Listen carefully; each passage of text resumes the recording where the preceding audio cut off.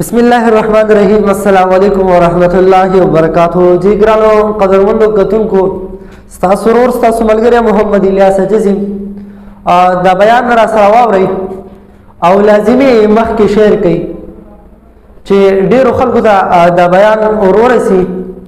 بیا د سره یو څو خبرې کوم. شپږ لوڼه وې نو ښځې ته ویې که دا ځل د لور وشوه نو طلاق به در کوم. ښځې وې صحیح ده نو دی وده شو خوب یې ولیده، حساب کتاب دی او د جهنم دروازې دي.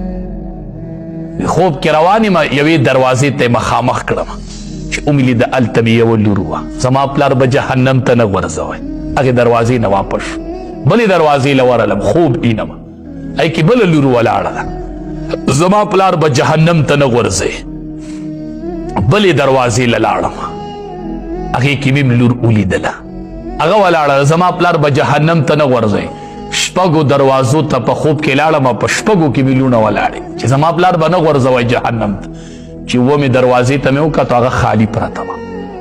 بس دې کې راویښ شوم. اولې ښځې ته وې زه به دله طلاق در کومه، بې دعا کوله وی اللهم ارزقنا السابعه، یا الله یوه لور بله راکړي، اوومه لور راکړي، ځکه اوومه دروازه خوشي پرته وه. اللهم ارزقنا السابعه، الله یوه اوومه لور راکړي. دا د جهنم نه پناه ده، پناه. لونه بوج مه ګڼئ، لونه بوج مه ګڼئ. دم الله د جهنم نه بچ کوي. دا د جهنم نه ستر دی، ستر. دم الله د جهنم نه بچ کوي په دې لونو باندې. نو دا هم د الله د طرف نه یو نعمت دی، رحمت دی. لور رحمت دی، رحمت. او لور په پلار څومره خفه کېږي. لږ امتحان والی که نه، د زویه د لور امتحان واله که نه چې اندازه درته وشي. د لور او د زوی امتحان واله که نه، لږ امتحان خو په لور باندې وکه چې هغه په پلار څومره خفه کېږي. بچي خو نارینه و هلکانو حال خو تاسو ولیده که نه. نو بس په دې مه خفه کېږئ، په دې خوشحالي کوئ. خوشحالي شکر دی.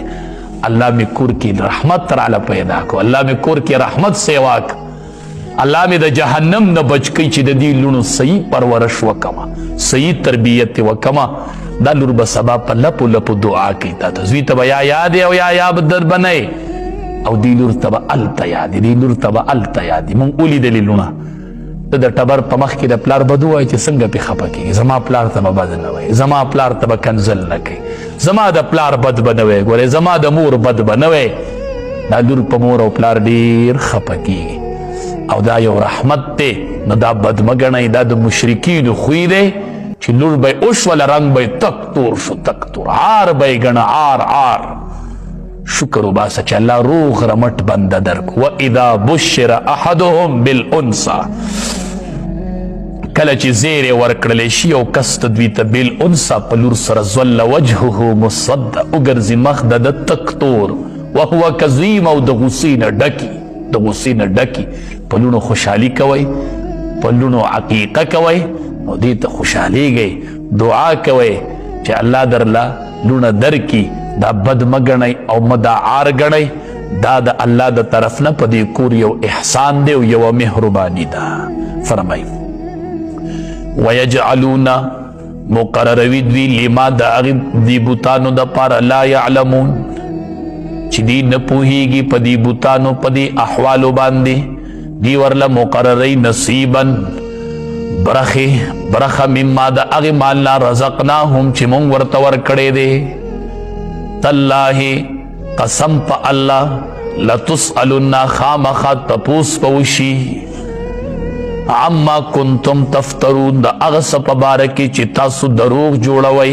ویجعلون، مقرروي دوی لله الله لره البنات لوڼه، سبحانه پاک دی الله.